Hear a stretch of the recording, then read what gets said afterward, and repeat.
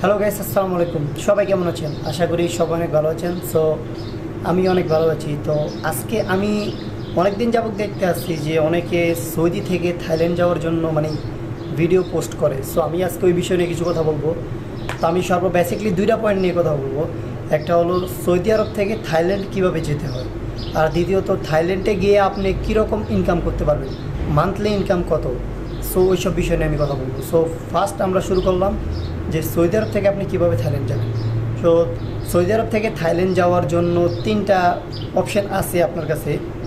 ধরেন না, প্রথম যে অপশান হলো আপনার, যদি আপনার থাইল্যান্ডে কেউ থাকে বা চীনা কেউ থাকে তাহলে আপনি তার মাধ্যমে যেতে পারেন, কোনো সমস্যা নেই, তাহলে তার মাধ্যমে আপনি যেতে পারেন। আর যদি আপনার কেউ না থাকে তাহলে আপনি এখান থেকে এজেন্সির মাধ্যমে সুন্দরে ঢুকতে পারবেন, আপনার কোনো অসুবিধা হবে না।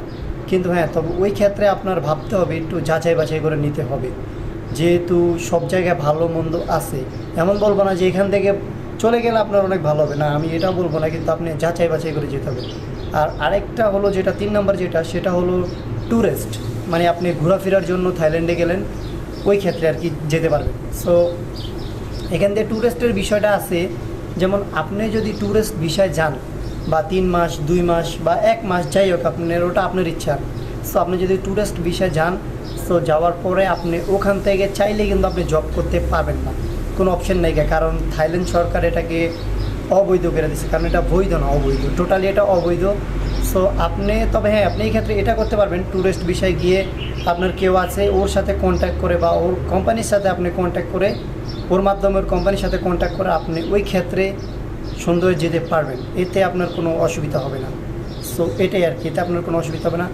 আর দ্বিতীয়ত আমি যেটা বলতে চাই, বেসিকলি পয়েন্ট যেটা, থাইল্যান্ডের যে মান্থলি ইনকাম কত, দেখেন থাইল্যান্ড হলো একটা পর্যটক শহর।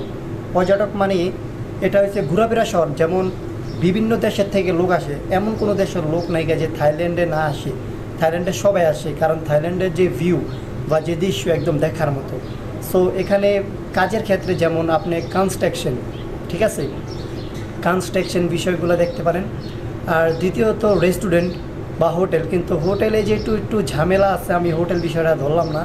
সো আমার হিসাবে আপনি রেস্টুরেন্ট লইতে পারেন, কারণ রেস্টুরেন্ট যদি আপনি নন, এখানে একটা কথা আছে, টিপসেরও ব্যাপার স্যাপার আছে। যেহেতু আপনি যদি রেস্টুরেন্ট লন তাহলে আপনি হয়তো বা কিছু টিপসও পেতে পারেন। তারপরে কফি হাউস বা কফি শপ যেটাই হোক, ওইখানেও ঠিক আছে। বা দেখা গেছে মানুষ ঘুরতে ফিরতে, যেহেতু একটা পর্যটক শহর, তো মানুষ ঘুরতে ফিরতে অবশ্যই আসে, তো ওইখানে আপনি টিপসেরও ব্যাপার পেতে পারেন।